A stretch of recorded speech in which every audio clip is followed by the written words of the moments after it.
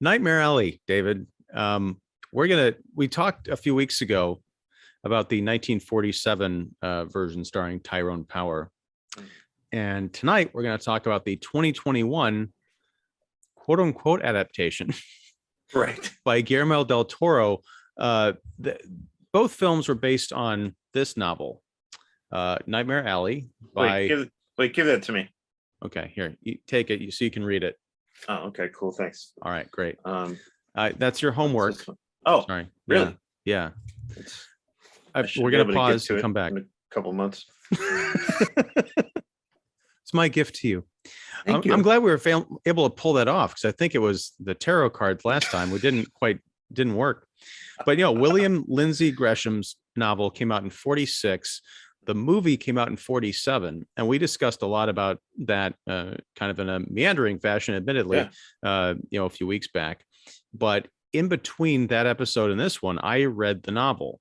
I poured through it really quickly because I had to immediately jump to Lord of the Rings, which is why my knowledge of my knowledge of the book, even though I read it only a few weeks ago, still kind of fuzzy. I took a lot of notes, so hopefully I'll get this right, but it was not so fuzzy.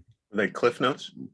No, they are jump off of Cliff Notes, because as I sat watching this film, I have not been this puzzled, this frustrated, and this pissed since I watched Spielberg's quote unquote adaptation of Ready Player One a few years ago. Interesting. Both based on novels, both, in my opinion, written and directed by people who either didn't read the source material or read the source material and thought they could do better by changing just about everything, thus ruining the thematic elements, the characters, the point. So you obviously have not read the novel because I just gave it to you, David, just seconds ago. Just seconds ago. Right. So I'm curious to find out your perspective on someone who's only seen the 47 version and who is a Del Toro fan, as am I. I don't love all of his movies, but there are very few that I downright despise. One of them is this movie, and then the other one is The Shape of Water. So, but I watched Kronos for the first time a few months ago. First time. Fantastic movie. Yeah, so it's creepy. That I watched it a few months ago. No. It's a weird, bizarre movie, and I love it. Yeah. So this is basically what you're saying is this is a case where not only the book was better, but the original movie was better. It's a case where the book is amazing. And a friend of mine on Facebook, Benjamin Beard, also an author. I was going to say, he was on your show, wasn't he? Mm-hmm, yeah. He remarked, because I put up a picture every month of the stack of books that I'm reading, and Nightmare Alley was on it. And he was like, I've read that book so many times. It's great. And I said, well, I'm seeing the movie now. I'll let you know how it is. And then I came back after I'd seen it and posted some not so great things. And he hasn't responded. So either he liked it or maybe he just hasn't watched it and responded yet. But it's a puzzlement because the 47 version, and you taught me a lot of this based on your viewing of the Criterion supplemental materials. Right. A lot of it, when we talked, had to be censored for audiences in the 40s, as a lot of things did. But reading the novel, I was like, oh, I understand why they had to put out this kind of sanitized version of the story. It works as something that's of the spirit of the novel. Del Toro's version, I don't think works on any level. It does work on an aesthetic level. I vehemently argue that against that, mostly in terms of the carnival stuff, not necessarily the going crazy with the Art Deco like in the psychiatrist's office, because that's a choice. That's supposed to be a big city, in the 1940s. They could, have this ornate stuff going on. My problem was the carnival is so ornate and elaborate and looks so much like modern special effects teams put together something that they would like to have seen in a carnival back in the 40s. They didn't believe this was a traveling show. Yeah, I didn't really gather that. I mean, it didn't feel as overtly staged as, say, okay, so I'm just mentioning this because it's the most recent carnival that I saw on the big screen, and that's Tim Burton's Dumbo, which we both did not like.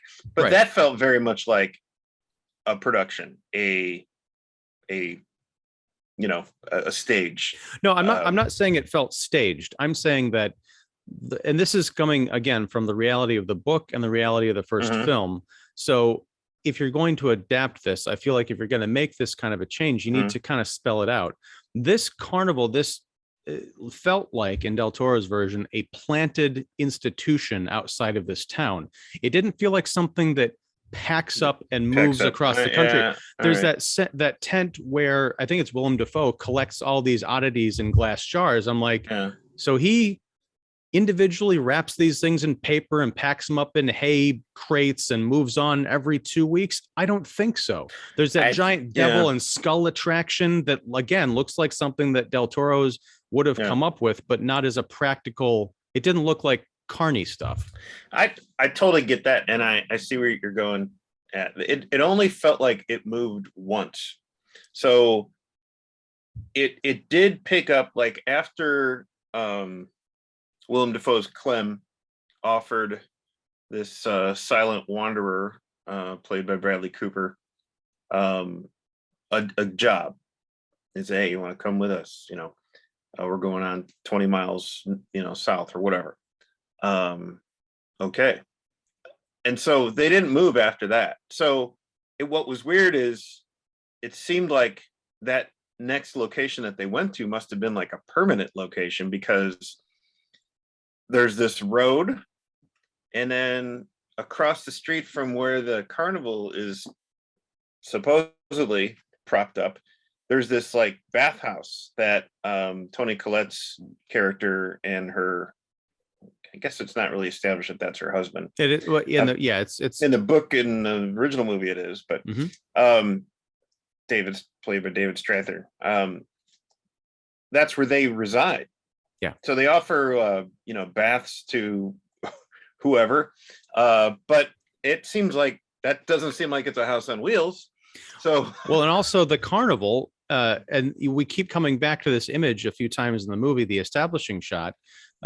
It's this giant kind of a gate with these neon lights, and they're planted in these like cement fixtures. I'm like, no, this isn't even just like a local fairgrounds. This looks like where the carnival lives. Yeah. Yeah. And okay, fine. That's a deviation. That's something, I guess I got on board with that. I was okay with that. Now, granted, you've read the book, I haven't, and we both saw the original. I think it's a little bit more interesting when it's a traveling carnival, because then you feel like these people are a little bit more road weary, and have gone through more together than just like, being in one location. When you're on the road together like that, it feels like you endure more, right? And you're there for each other more. But well, it's also that's also the nature of carnivals, though, is that they move. If you're talking like an amusement park like Great America, where they have roller coasters plus a midway, but that midway is meant to replicate the feel of the traveling carnival. Sure, it's true. Yeah. So it's just right off the bat, I'm like, this movie is trying to tell me a bunch of different things. One of which is that it exists in a reality where carnivals are just an institution that lives outside these towns. Yeah, if looking at it that way, it doesn't really make much sense. So it's called a carnival, but it's not truly a traveling carnival. So it's not a carnival. It's an oddity amusement park. That being said, what I meant by aesthetics is that I think, like so many of Del Toro's movies, this looks really great. I mean, it really does. I mean, I don't feel like, I felt like, it's bringing a whole lot more, like, at least to me, realism and just more, design and ornate design of also the amusement park, whatever you want to call it. We'll still call it a carnival for whatever reason.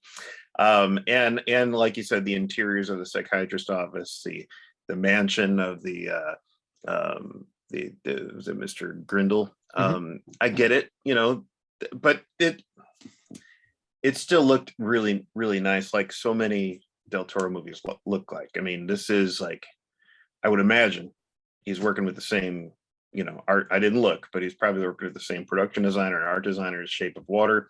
That movie looked really good too. That being said, it doesn't mean like it's one of his best movies. It just looks really good. And so I really liked all the colors, the details. That being said, I think some of the carnival characters were a little more interesting in the original movie, especially Electra, or as they call her Electra. Her name's Molly. Right. I did like some of the. I think Willem Dafoe's Clem is a lot more realized, and it's Willem Dafoe, so he's really great to look, just engage with and look at. There's a lot more to that character than this movie, than in the previous movie.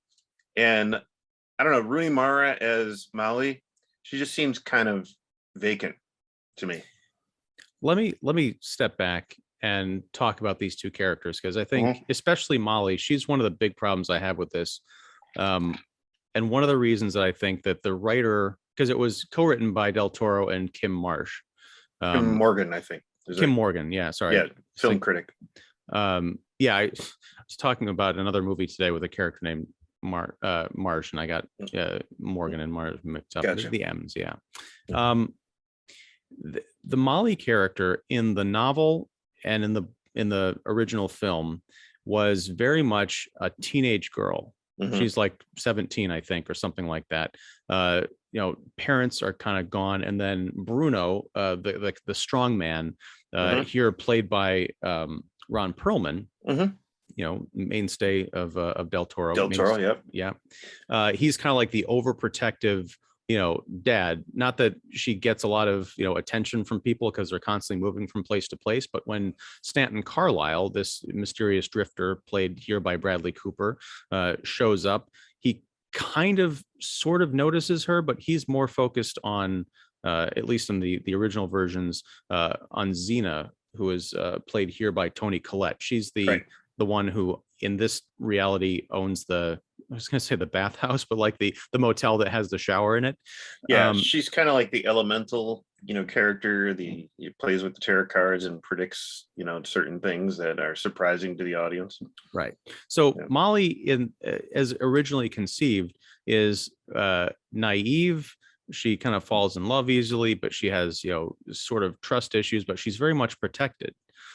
In this movie, Rooney Mara plays the kind of the headstrong woman. First of all, Rooney Mara is in, I believe, her early 30s. So it's never established how old Molly is in the reality of Del Toro's film, but she's kind of shoehorned into scenes that play off as if she's supposed to be the 17-year-old girl, or someone who's very young, someone who's constantly like left behind at hotels while Stanton Carlisle is off doing other things. But she also, right out of the gate, is like engaging with people, like she's kind of the headstrong woman, not taking any crap, not falling head over heels for Stanton Carlisle. And it just felt like a very modern take. It's almost like, oh, no, this is a problem. We can't have a 17-year-old girl that everybody kind of walks all over. She's got to be empowered and all of this other stuff. And yet they put her in situations throughout the movie that mesh more with that original idea. So it's just so incongruous. And when I say that Del Toro's film completely destroys the themes of certainly the novel and sort of the 47 version, is in this story, Nightmare Alley, there are three distinct kinds of women that we're dealing with. There's the young, impressionable teen.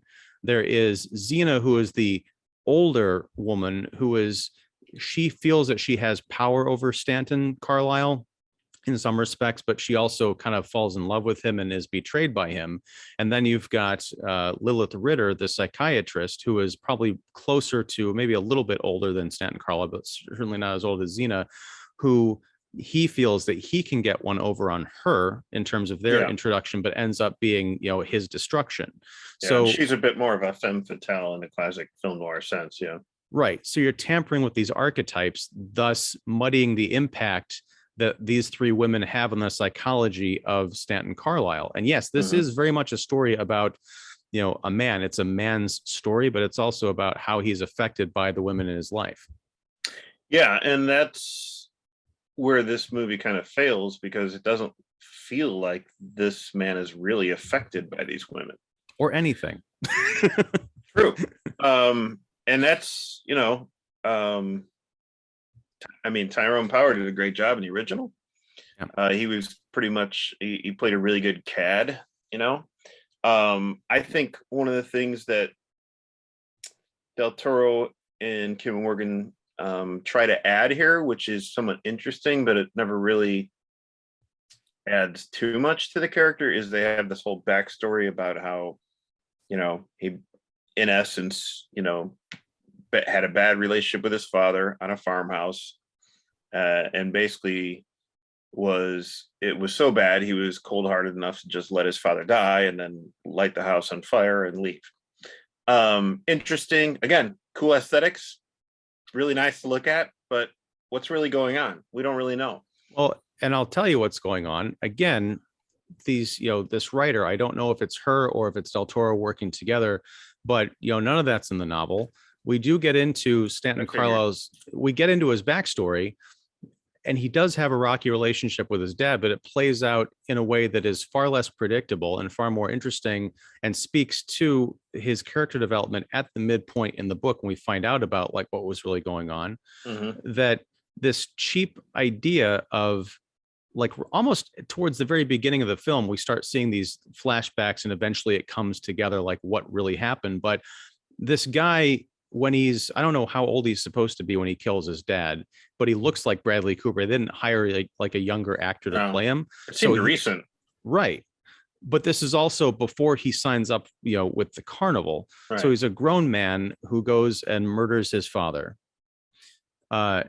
But then he shows up at this carnival and he doesn't say anything for like the first, 15, 20 minutes he's on screen. And I'm sitting there just rolling my eyes and like, I get what you're going for. He's the guy who's going to end up making a living, talking to people. But when we meet him, he's going to be the strong, silent type or whatever. But it's like, where does the character go from being someone that we know has done these horrible things?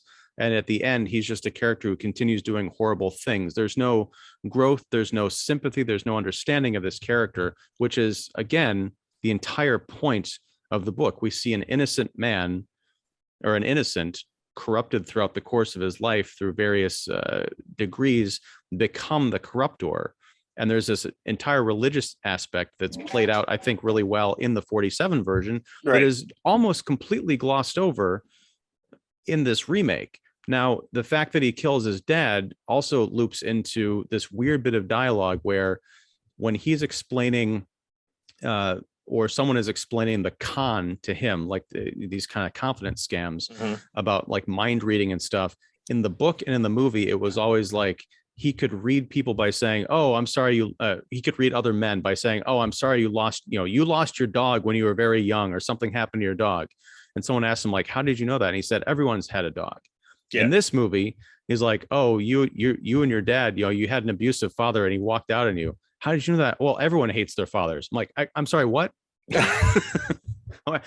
Paging Dr. Freud. What the hell is going on here? Yeah. I mean, what are the likeliness of that? It's like, it's easier to say a dog than, because everybody once had a pet. And by once had a pet, that means that pet is now dead, right? Because of time. Yeah. Pets don't last. So it's easier to go with the pet than say that everybody's had a bad relationship with their father. Yeah. Especially because if you look at the context of this being a movie set in 47 and not 2021, even if people did have bad relationships with their fathers, you're not going to get very far by saying everyone had bad relationships with their dads, because either people didn't talk about it because the advent of modern psychiatry wasn't a mm-hmm. thing, or they would have, not quite processed that shame because of a lot of kind of affection, issues. And honestly, it would probably be more likely to say everyone has lost a parent, because back then they were dying from disease. There was the Great World Wars. There was the war. There was Great Depression.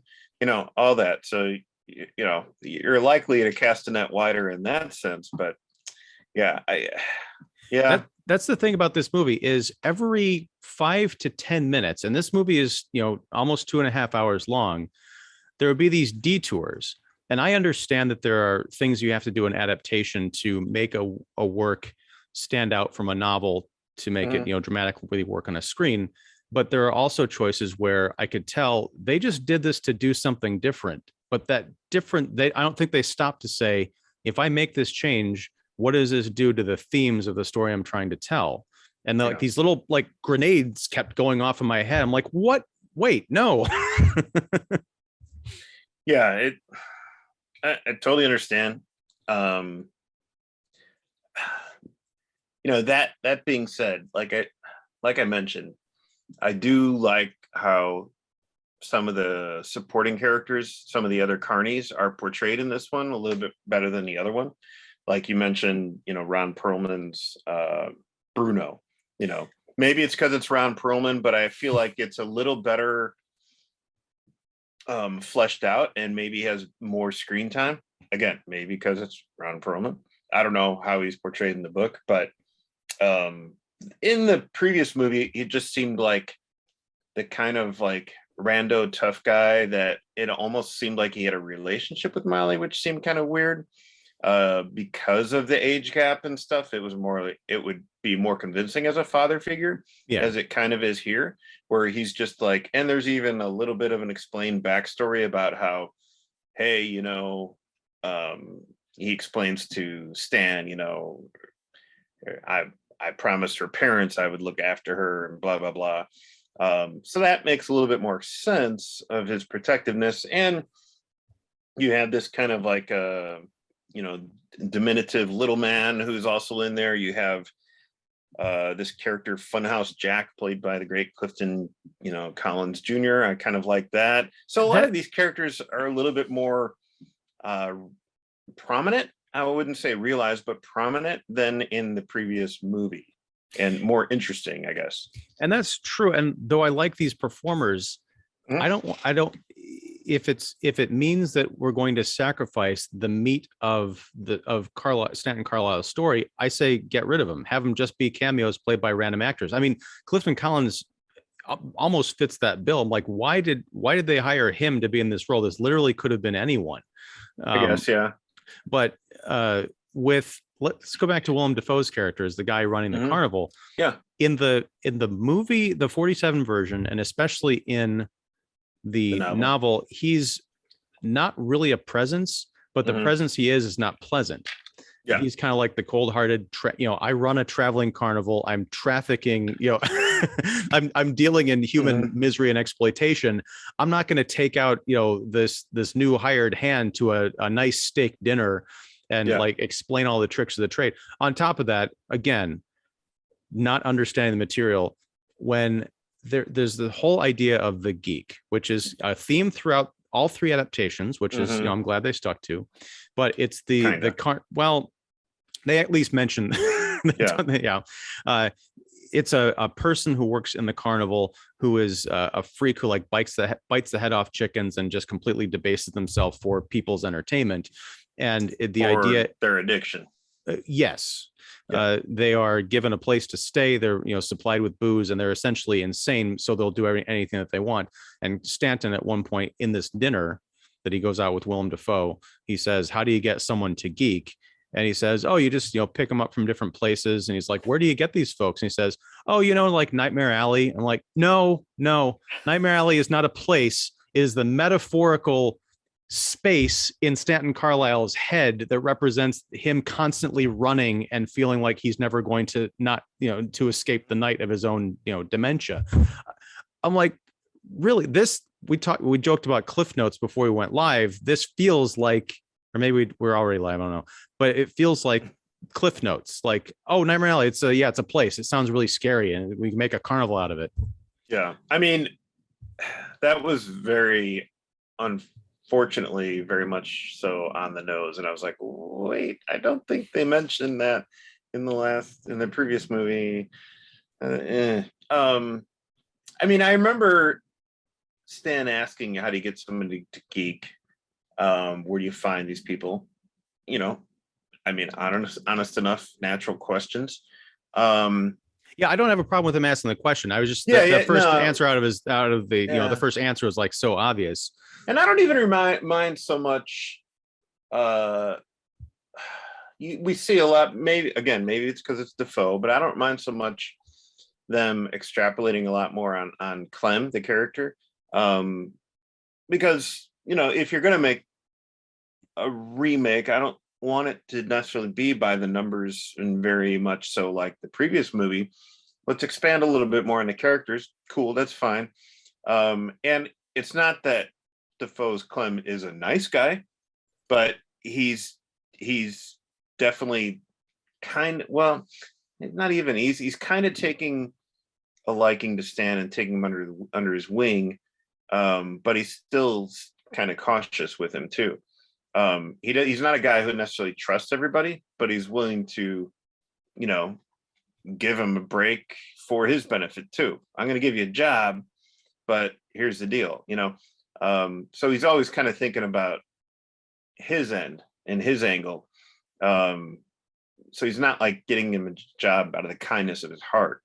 Yeah, it's true, but a couple of things. One, that dynamic reminds me of what a lot of this movie reminded me of, and not in a favorable comparison, is the HBO series Carnival from like 15 years ago.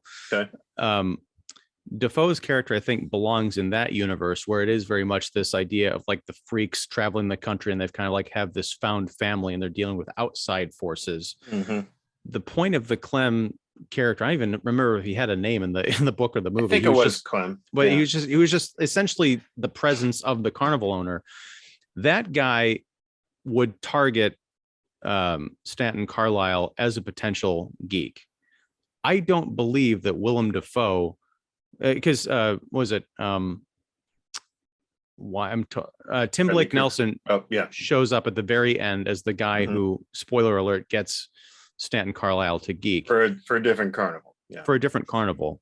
But I don't believe that Willem Dafoe's character, as portrayed in this movie, would do that to Stanton Carlisle. Well, I know that he has, but he's taken such a liking to this guy that I don't think he wastes that kind of energy and friendship on just the regular drunk, because we do see him, or we hear about him recruiting a geek, for the act once the original guy, dies. Sure. But in the novel and in the original film, that character who ran that carnival, I believe, wouldn't have given a crap about anybody and would have taken, Stanton. I agree with that. Yeah. There's a big difference between the Stanton Carlisle that Clem is introduced to and the Stanton Carlisle that Tim Blake Nelson's character is introduced to. Right. Yeah. But what I'm saying is, even if, let's just say, the Clem from the novel and the original book were to, for some reason, take the new guy out for a fancy steak dinner, I feel like there would be enough calculation going on in that to scene. Size him up as a geek. Yes, he might, because Defoe could do this. He has the ability to do that, where he could be smiling, kind of like putting on this friendly show, but also be working on a dimension of like, you might work out. He doesn't. He's not called upon to do that here. I think it kind of does it a disservice. Which is okay to me, because I mean, it's like, how do you internalize something like that? He's either going to have a conversation with somebody else saying, "Hey, I hired this guy, but if it doesn't work out, I could probably turn him into a geek." Right, but that's what I'm saying is, by making the choice that they do to make him, sinister but affable, a friend to the Stanton Carlisle guy, they open up these, kind of doors that again further dilute the entire point of the story. First of all, the book is, a few hundred pages long. We're not at the carnival very long. It's clear to me that most of the reason we spend so much time at the damn carnival is because of Guillermo del Toro's, obsession with this kind of aesthetic. Yeah. And that's fine. You can have that movie, you can watch that movie, but as someone who, and this is what we talked about this on the last show, people who read the book and it was a huge hit in 46 went to see the movie, and the movie failed because they're like, this isn't the book we like. I feel like if you're a fan of the novel now and you go to see Del Toro's version, you're kind of going to be stuck with the same thing. Like, they still haven't adapted the book. Yeah. I mean, I guess I'll understand that once I read the book, but one thing I definitely realized about, I mean, there's a lot of differences between this and the original film. One of them is, yes, like you said, you do spend a lot more time in a carnival, and that's Del Toro's thing. I mean, I'm sure he's loving that, especially this weird, like, three-eyed Cyclops baby that he says is Enoch from the Bible, and I was And like, also from Tales from the Crypt. I was like, I yeah, almost threw up in my mouth yeah, because I'm that's a like, little, it's it's a little the weird. same setup from the Crypt Keeper origin episode Yeah, of that yeah, series. yeah. But Sorry, go ahead. the interesting thing about the original movie is that Molly, and it goes back to the Molly character, because in the first movie, Molly she's upbeat, she's bright, she's intelligent, she's just probably the most cheerful person in the bunch of all the carnies. So you could tell why they want her around. You could tell why she's a great attraction. She's cute, she's good looking, and as Elektra, she has electrical currents running through her body for some reason, and that's just a great visual right there. Mm-hmm. So she's got a great presence. Again, Mara, who, look, I hate to say this, but she's also been kind of vacant in other movies too. So Mara shows up in this character, and it's probably miscast, not a good match. Very much, That's yeah. a problem. And I don't even mind the age so much. The age difference, that she looks older. It's just, if she would have been portrayed as this kind of like really upbeat, chipper person, like the person who was kind of like the heart of the carnival, that would have been interesting. But she's kind of basically this kind of keeps to herself, kind of mousy. You find her in her own cabin, reading, or she's on the sidelines reading a sandwich, hardly engaging with anybody except maybe Bruno. And that's it. And then the problem is how she falls for this version of Stan is a mystery. Like, all of a sudden, like, he does say, hey, let's get out of here. Now I could see him latching onto her, because it seems like this is a character who is always looking for the next thing, and is always looking for somebody to possibly manipulate and move on to the next thing. Very shifty. So I could see him going for her, but what does she see in him? I don't know. I don't get it. We don't spend that much time with them together, and like I said, she's kind of vacant. So it's like, we don't really know what's making her tick and what would make her want him. That's a problem. The other problem I found, so when she does leave with him and she tells Bruno, no, I love him, I'm like, okay, well, I don't believe that. So the other problem is in the original movie, yes, we spend less time in the carnival, and that's fine. But the interesting thing is we spend more time seeing how Stan and Molly's act really takes off. Yeah. And we're not just talking about how it really establishes itself in Chicago, but it goes to a lot of different locations, a lot of different formats. It develops, and they master it. And we don't really get that here. And first of all, they leave together, and we get a 2 years later title card. Yeah. Right. And we don't know where. We don't know if it's in Chicago. It's just in some city. And really, because there's this fake snowy background, a window in behind Blanchett's Kate Blanchett. We haven't mentioned her yet, but Kate Blanchett plays a psychiatrist in this city. But there's just, every time we're in her office, there's like, snow falling down, which seems so fake. Fine. Okay. I don't even mind that so much, but it's just like, give us a place, at least in the previous movie, there's even some, sure, it seems somewhat like stock old Chicago footage, but at least it's placing itself somewhere. There's some geography there. So it's more interesting for me, in the original movie, to see how this thing progresses. Yeah. And how we can maybe even not so much believe that Stan could get into it, but also how Molly could feel maybe she's doing something different for a change. She's feeling like she's needed, as this, accomplice in this kind of basically two-person operation. But here, I feel like Mara's portrayal is just like, well, I'm just going along with this, and you know. Well, she gets, and that's what I mentioned earlier, is it's intermittently, she's the girl who gets left at the hotel, but then she's like having these kind of arguments with Stan. The kind of source material portrayal is they do have arguments, but they're more of Stan like emotionally abusing her to the point where she's like crying and it's like, oh, I'm sorry, I'll do better next time, kind of a thing. Yeah. She's much more an assertive character here, which, yeah, great, works for 2021. People don't want to see like victims and all this other stuff.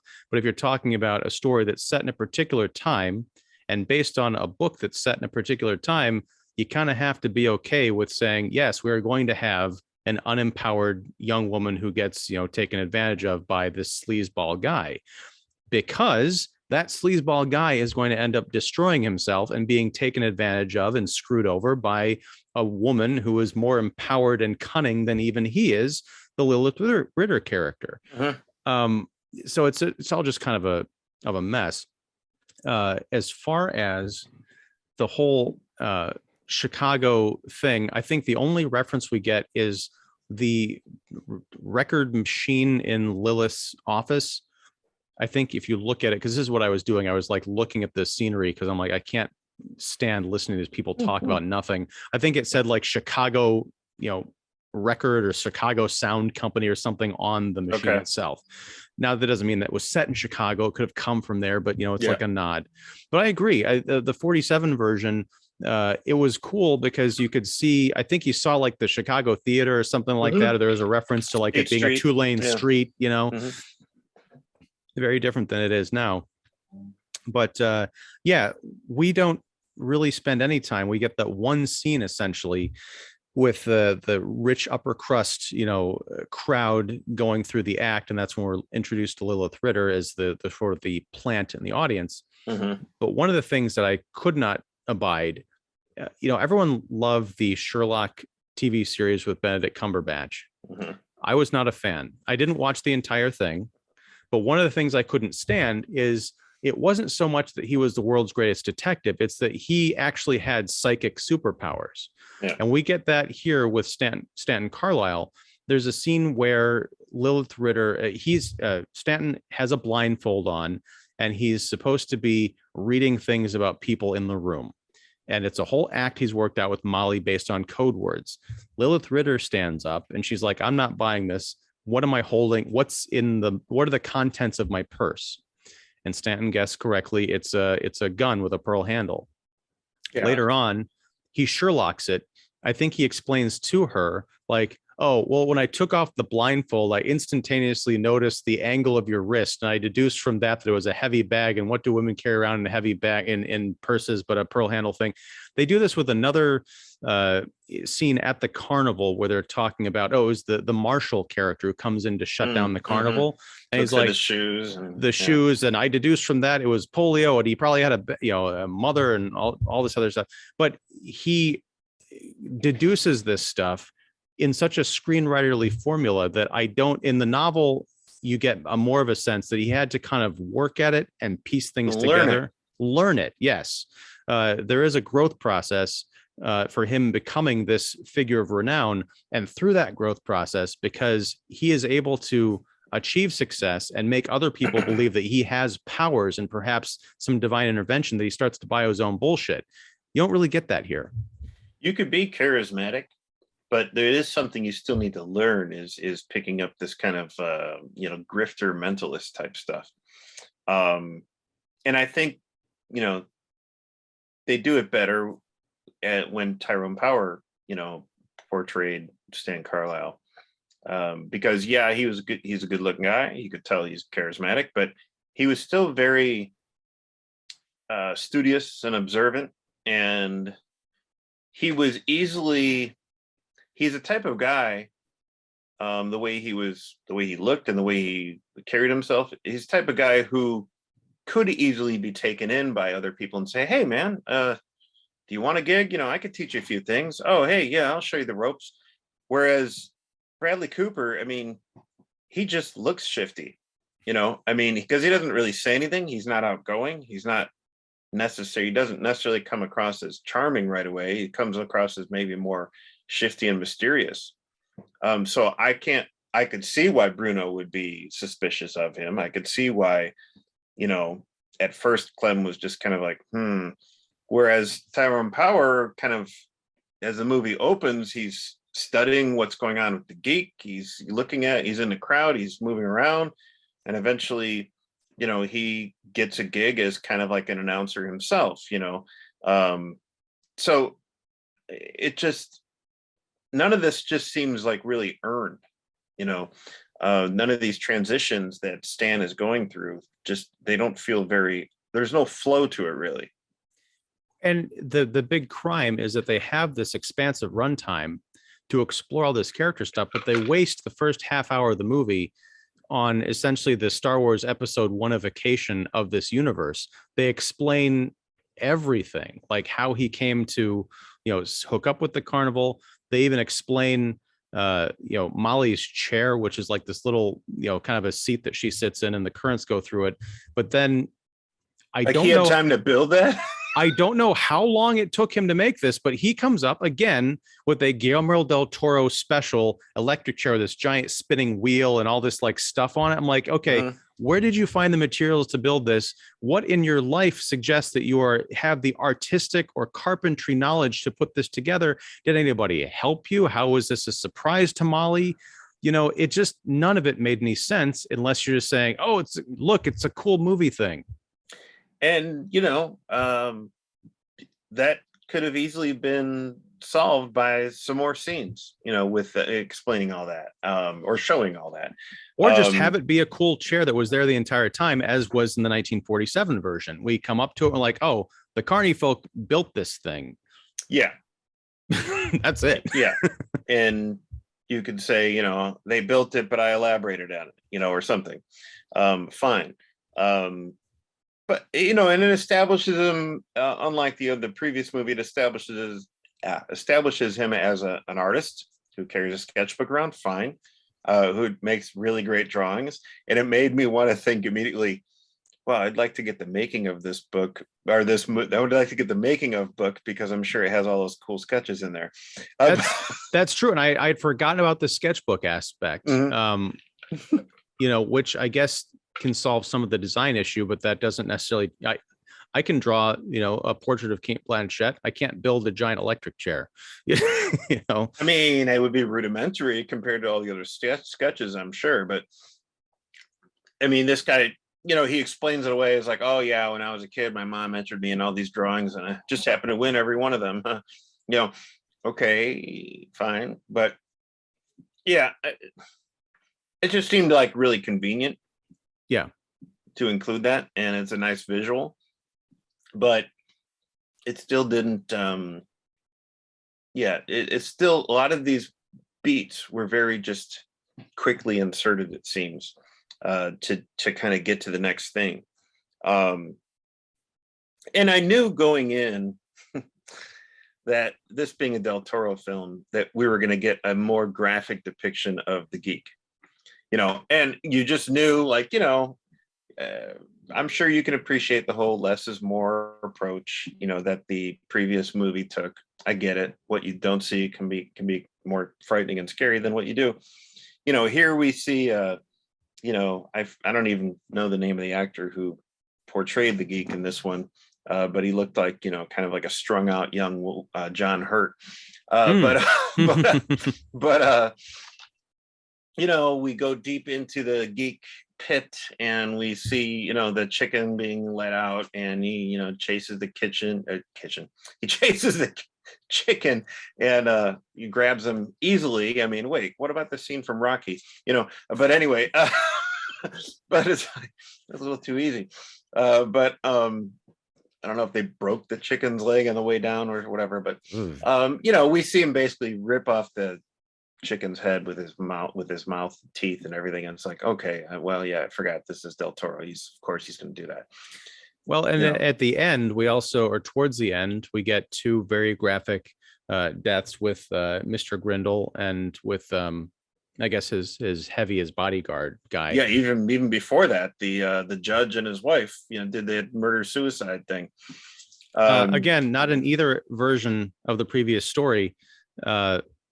Yeah. It does not belong in this particular movie, but if they had followed through with the themes of kind of religion and faith, kind of not necessarily being things that everyone can grapple with, I think that would have worked. But when I saw the couple sitting at the table out of nowhere, this is a couple that Stanton had done a reading on about their son who'd been, I think, lost in the war or something. Mhm, Like, he's with you now, and she's like, oh, thank you. And then we cut back to them in like the third act almost, apropos of nothing. This scene where Mary Steenburgen stands up and shoots her husband in the head and then blows her own brains out. I was like, what? And it's not apropos of nothing, but it still doesn't. It's still, again, a bit too, presumptuous and forced. Well, how does it connect? How did you connect this? Well, it connects because she states, she's like, I was thinking about what Stan said, that our son can't wait for us to join him. So she's thinking, oh, well then, where that can possibly go. If she's obsessed with this, then she just stands up while they're having tea or whatever, shoots her husband, and then shoots herself. So it's like, an hour with our son. It's like, come on, that all just. But that's what I'm getting at. If you weave that into a story about a religious, a charismatic who takes on these kind of religious connotations, and you have people reading into it, and especially with the tarot cards, the idea of it's all kind of open to interpretation based on these weird ambiguous rules, then that scene kind of works with a little bit more context. Here it's just like, oh, we just need this odd body count moment and a shock. It's just a simple connection. It was mentioned by Stan here. Later on, we're going to pick it up after we've forgotten about these characters. Yeah, later on we're going to, and it's interjected really oddly, because it's at the height of this kind of climax scene with Grindle, and it's kind of interjected into that scene. He has this suspicious kind of right-hand man. Richard Jenkins Grindle has a suspicious right-hand man, Anderson, played by Holt McCannally, great character actor. I don't know if he was in the book, but he wasn't in the original movie. Well, that's we almost need to have a Nightmare Alley novel discussion after this, probably not as a podcast, but there is a version. Yeah, Anderson was his name in the novel too. Let's just say things turn out very differently for those characters in the book, and what happens to them plays directly into what happens to Stanton Carlisle's mind at the end of the book. Okay. They don't die. Interesting. Okay. But things still go kind of south with what Mr. Grindle wants. He's a wealthy business person who has a love, from his past that he really just wants nothing more than to see again. Yeah. I don't think they included the abortion angle in the original film, because they wouldn't have. So.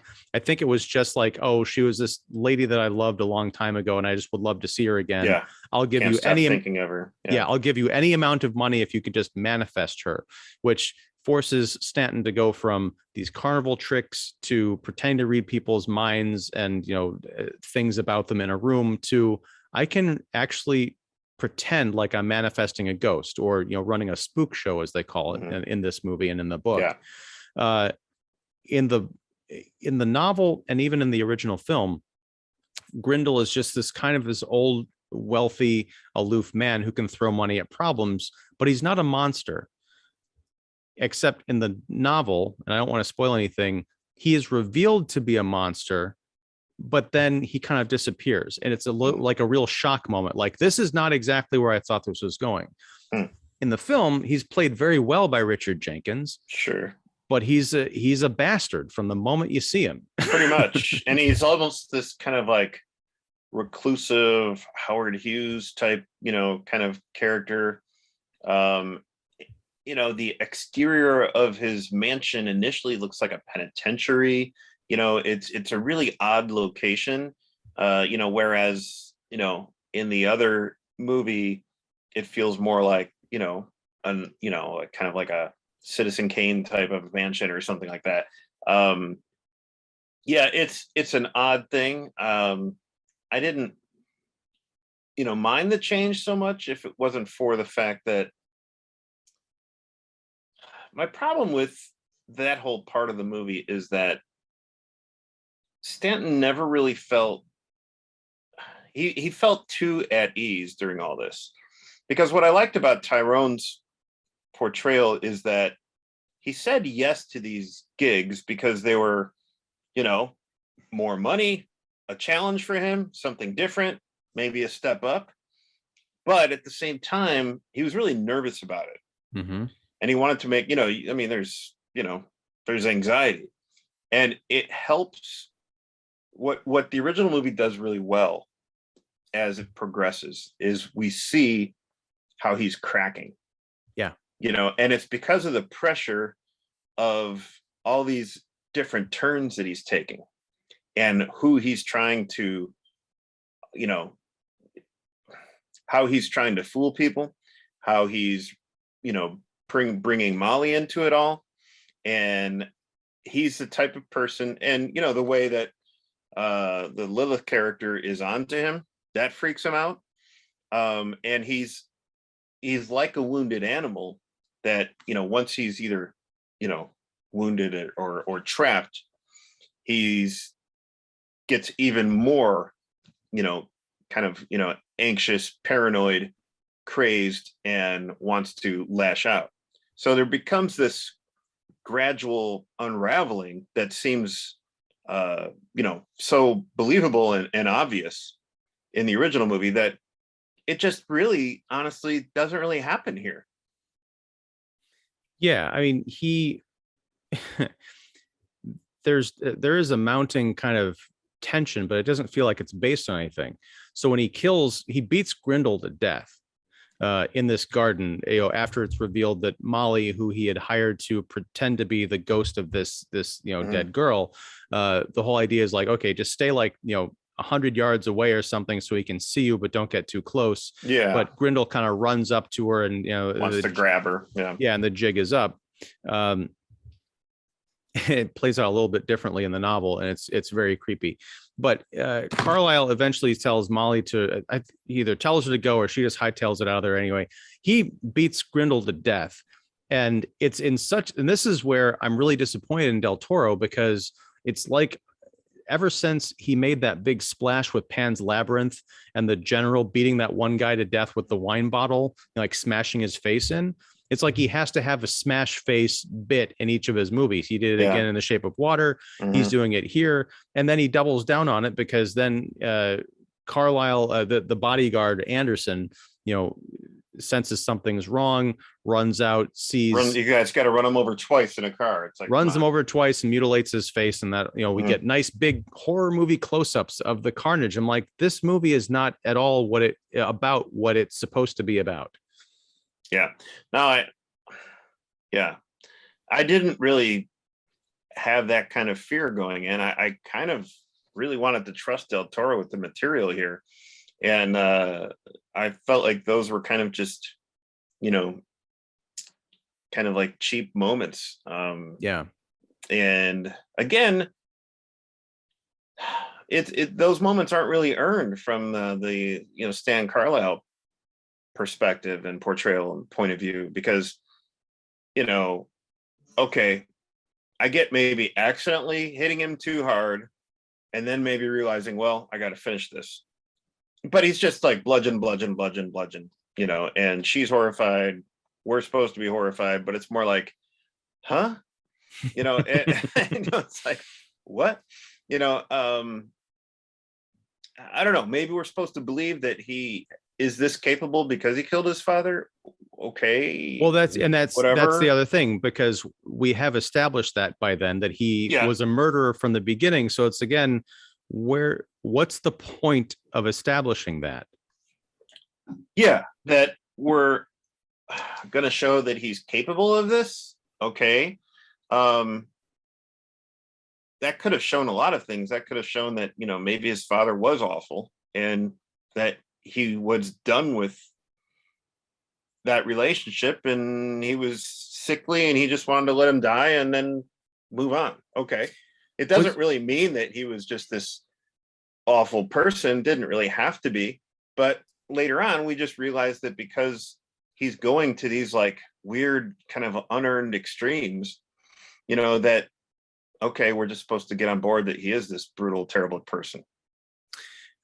Yeah, I can't remember in this film, did they say was his dad like abusive towards him or something? Or I think it seemed like it, that he was probably abusive, or that he was an abusive alcoholic who just got sick, Mhm. and that was just them. And I think he was saying that some slick talking preacher guy swept his mom off their feet because they had a bad she had a bad relationship with her father anyway, Yeah. and she left, him with, her father or his father. Um, okay, well, that was explained really quickly, but it seems like there's a lot there to uncover. There's an entire, and this is why I'm excited for you to read this book at your own pace. Yeah. But they get into all of this. And it's Okay. not just like we have to explain everything. It's almost like a Stephen King thing where you've got the main narrative and then he'll trail off for a chapter or two to go into here's what happened to this character 30 years ago and how it might inform what you're reading about now and make it kind of cool. But yeah, just suffice it to say it's a little bit different. Yeah. But yeah, it's after he's killed this guy and then Lilith, he ends up almost strangling her to death in her office, and then he goes on the run. Whereas at least in the 46 or the 47 movie, she's got that power like from the get-go. And she doesn't even shoot him in that movie.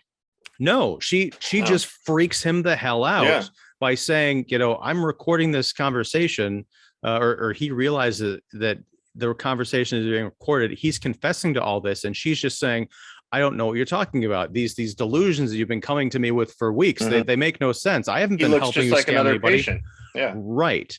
And those words, just her dominion, she rises like 12 feet in the air with these witchcraft-like powers. She doesn't need a gun in order to get him like go kind of bug-eyed and like, I have to get the hell out of here. We talked in the last episode about how I wasn't sure if the police sirens that we hear coming after him in her office were real or if they were manifestations because she had played with his mind so much. That's a beautiful detail that's completely lost here for gunplay. We didn't need the gun here. We didn't need the weird reveal of this scar on her sternum. It's like, what's that for? It's like another like weird Del Toro oddity. Yeah. I have no idea. And then he just like, I don't know, kisses it or something. Just yeah. And I mean, I guess we could go like straight to the ending of this, because I know, again, you've read the ending of the book. And I know that a lot of people originally, when the 47 movie came out, that they had to tack on an ending that was a little bit more hopeful. Yeah. Where he goes back into the carnival. Yes, he becomes something of a geek, but there's also this moment of somewhat hopeful redemption where he kind of falls into Molly's arms. And here, like you said, he does wind up at another carnival led by Jackie Earle Haley, but wait, that's not Jackie. Tim Blake Nelson. Tim Blake Nelson. A different three-name character actor. It could have been same actor playing him. Wow. Anyway, Tim Blake Nelson. And I could see why this character's sizing him up and say like, man, this guy smells like piss. He's a bum. He's all bearded out. He reminded me of like when in the comics when Namor was just first kind of coming onto the scene, where he had amnesia and he had this long beard and he's walking the city of New York and nobody recognizes him. It's just like it almost looked like a costume. And it basically ends, again, another unearned moment where you get this idea that like this would have been more convincing if we would have had hints at this all along, at this kind of like internal, the potential and possibility of this internal mania. Throughout this movie, and I don't think it was in the original movie, but throughout this movie, there's this whole thing about how Stan Carlisle doesn't drink, doesn't touch alcohol, blah, blah, blah. Okay. You think maybe it's because of his father. Could be because maybe he did at one point drink a lot and he's done with that. But because it's so repetitive in this movie, you know what that he's going to start drinking at some point, and it's going to be the thing that helps unravel him. Mm-hmm. Instead of what I mentioned, like the mounting anxiety or paranoia or just delusional mania that could have been there. Instead, we have this, and he's going to start drinking, and that's going to increase everything, and that's going to make him go further down the rabbit hole, whatever. And I just felt like that was kind of like a cheap gimmick in a way. But yeah, this ending just felt like, wow, we're just gonna end here. I mean, this just doesn't really make much sense. Well, the one thing, don't give away the ending of the book. Well, no, I'll say it's consistent with Del Toro's ending, except that we don't have the Bradley Cooper laughing maniacally for like a minute and a half of screen time. I'm like, yes, Guillermo, I get what you're doing here.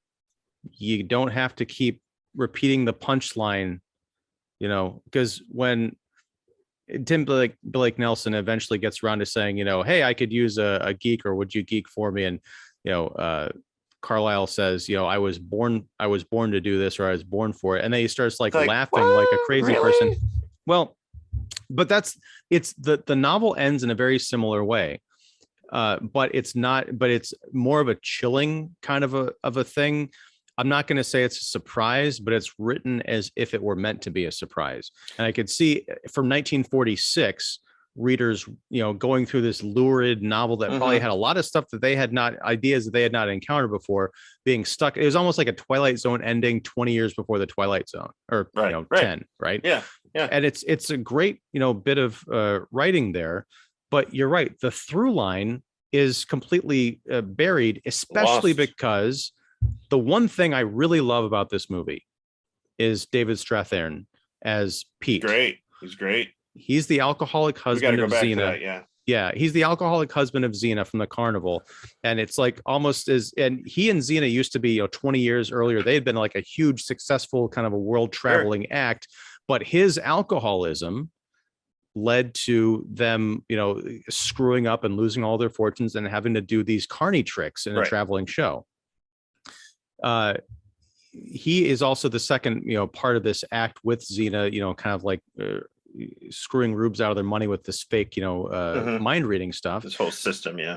Right. But Stanton kind of takes a liking to both of them, and especially to Pete, and they form this kind of friendship, which I think is the strongest here than it is even in the novel in the 47 version. And a lot of that has to do with Strathairn's performance. He's wonderful. It's his death is consistent throughout the three versions. He goes to, pass out. He asks Stanton to get him a bottle of booze. Stanton picks the wrong bottle. He gets like wood alcohol, which is, I guess, for like polishing wood, and it's, toxic. He thinks he's handing him like some whiskey or something, but, Pete drinks that instead, dies the next morning. In the 47 version and the book, that death haunts Stanton Carlisle from the beginning to the very end, and becomes sort of part of the tragedy of his downfall.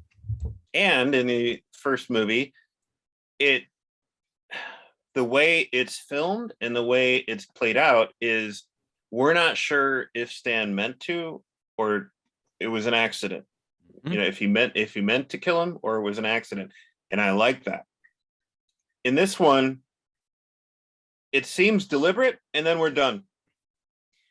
I don't even know if it seemed deliberate. It seemed accidental to me, because they set up the whole thing of like, the red crate has the wood alcohol. The black crate right next to it had the regular stuff. That's the thing, is Defoe's Clem goes through that, and he explained what you just did. Is like, all right, here we go. This is the wood over here, and this is the regular alcohol. You don't want to mess with it.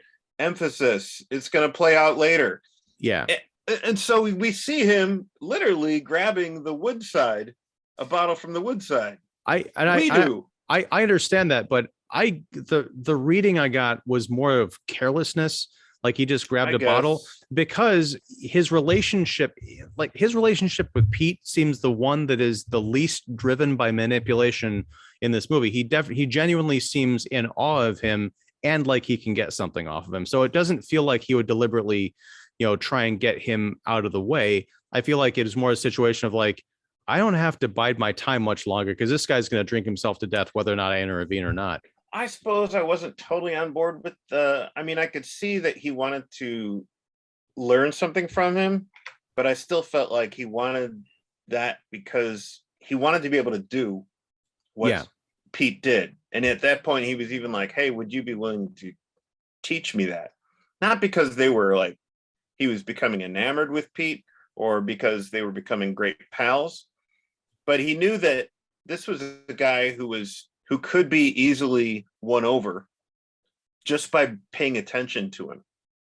I mean, the fact that like when Stan said, hey, could you teach me these things? Like Pete just kind of lit up like, wow, nobody has asked me to teach them these things. Sure. I mean, yeah.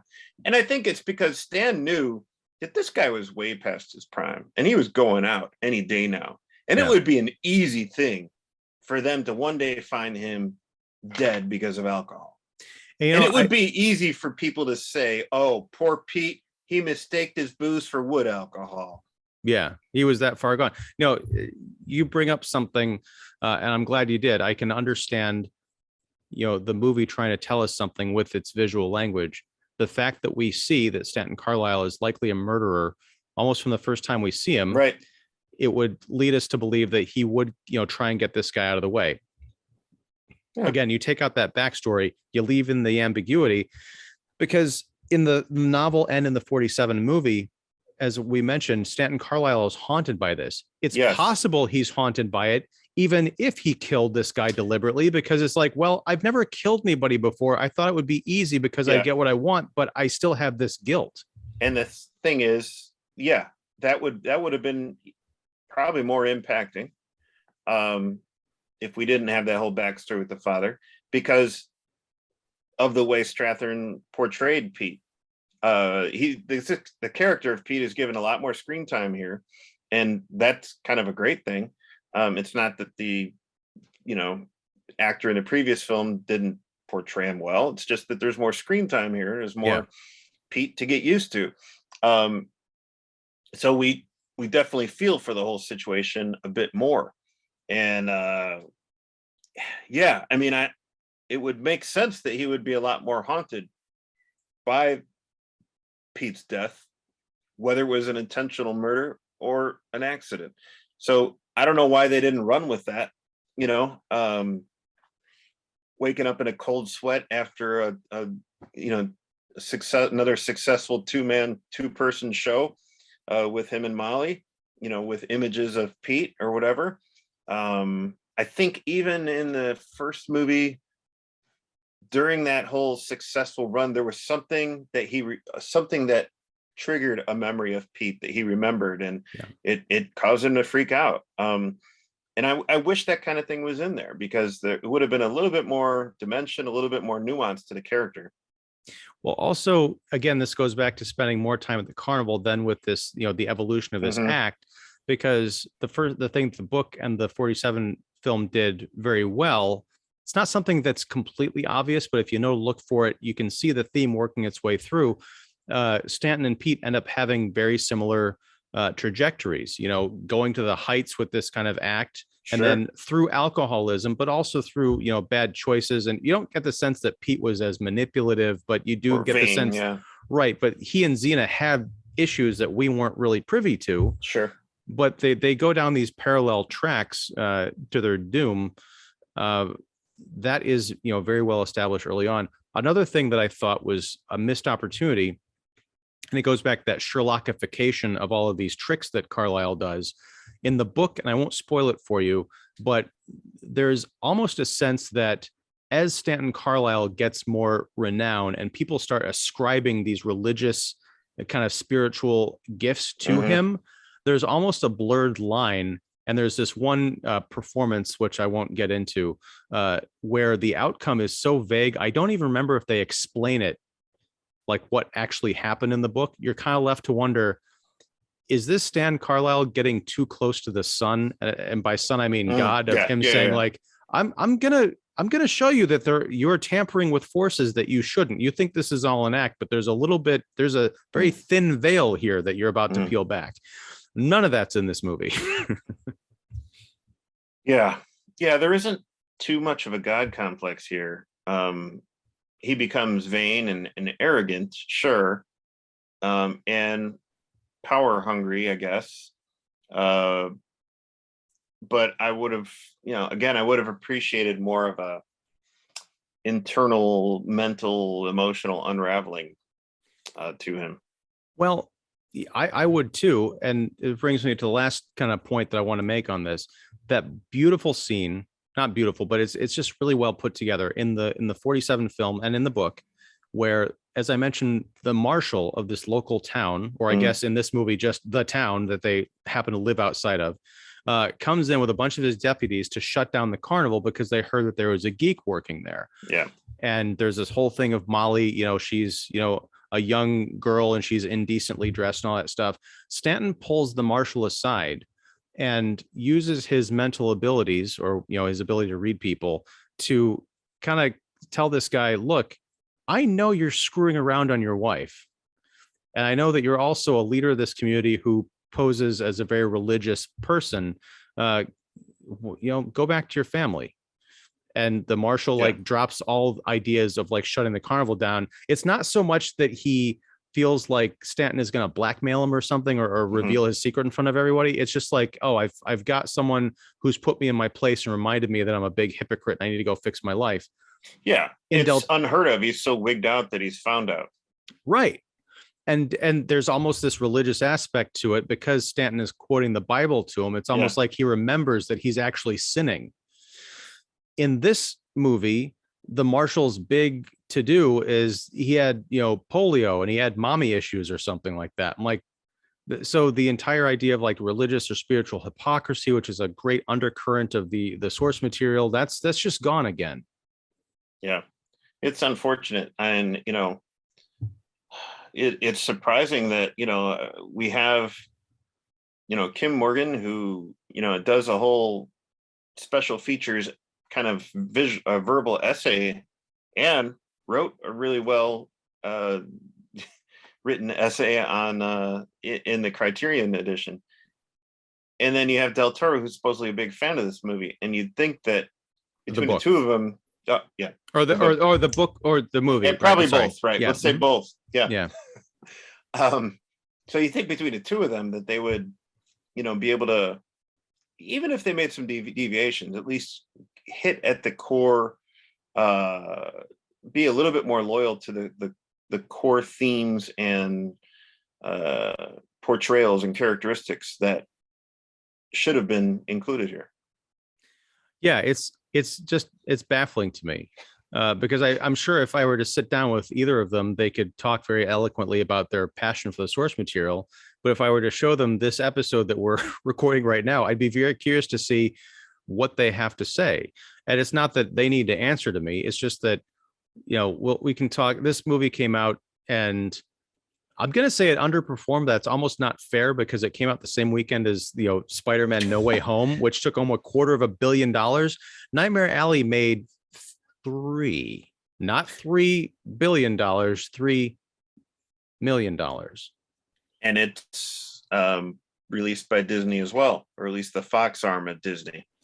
Right. And that's the thing is like, this is not, again, for fans of the novel or even the 47 version, I can't see them coming to this and saying, I'm glad finally someone got all of the details right. I also can't see people coming out of this who had no familiarity with it telling their friends, oh, you got to see this really depressing, kind of gross, obscene movie. Right.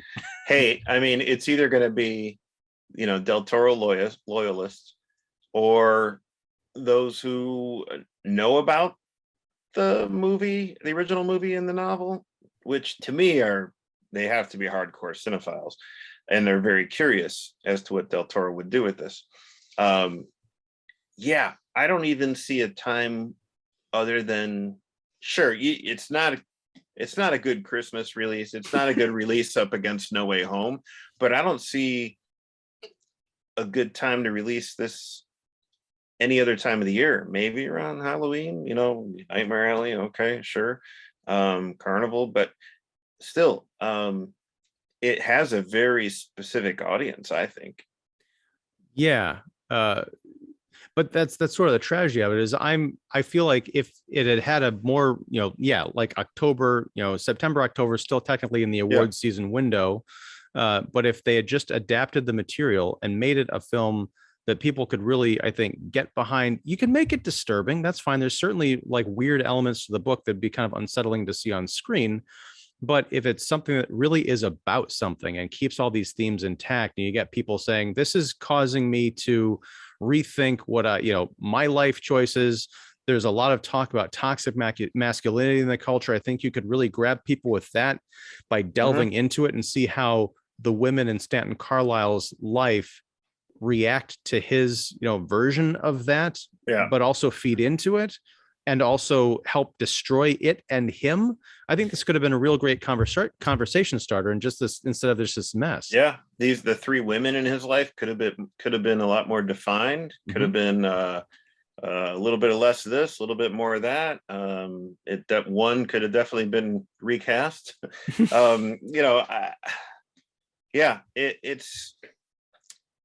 It's really, there's really missing some key things, and the key thing missing here is this whole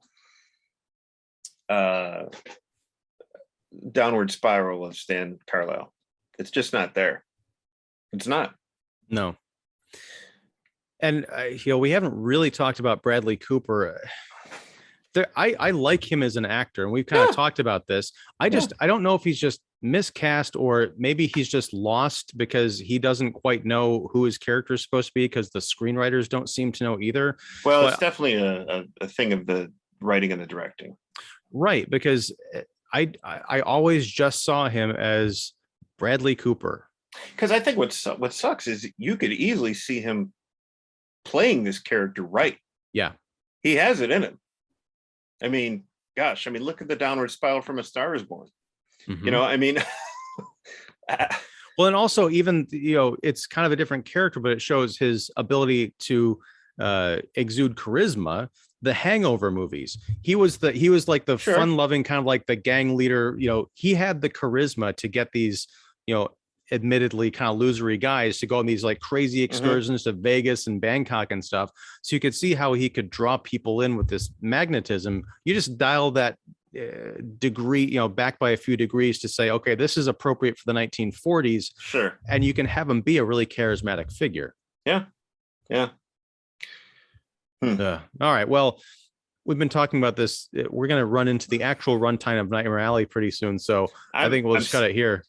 I'm still interested in getting that kind of art of book and behind it, because most of Del Toro's movies really have some interesting supplemental material as far as books and stuff, with it's either being interviews or making of notes and stuff. So I want to know, especially now, like, what was her thought process in coming to this and realizing this as an adaptation.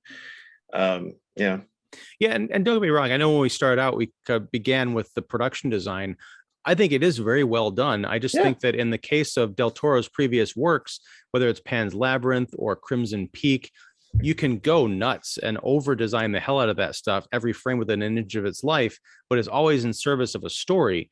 This movie felt like it was not, the story wasn't being served by everything. It just caused me to ask more questions and pull me out of the reality they were trying to sell. Yeah. I heard recently, maybe it was in a promo for this movie, is that I think at one point the only, I guess, Stephen King novel that Del Toro would like to touch, and to me it's been touched too many times, and that's Pet Sematary. And I'm like, no, please don't do that. Because look, neither of the movies were really good adaptations. So please move on with original work, Guillermo. Yeah, I can't. My gosh, I could understand, where he would go nuts in that adaptation because there are these kind of Sure. like crazy fantasy sequences, not to mention the cemetery itself. But Hmm. then again, it's not going to look like anything that you might actually discover hidden in the woods of like Maine. Right. And it'll probably be like, too graphic just to be too graphic. So Yeah, and someone's going to get their face smashed in. yeah. Yeah. All right, sir. Well, David Fowley of Keeping It Real. I always forget to introduce you at the outset, except when we do like live streams. So there you go. But yeah, your stuff will be linked in the description down below. Thank you again for going on this journey with me. I know it's almost unfair because I kept talking about the book. I hope you get to read it, and I would like to probably off mic discuss it with you and For see sure. how off or on base I am. Wait, actually, you know what? Forget it. I'm taking it back. Give me the book back. All right, fine. Here Give you it go. to me. Thank you. All right. All right.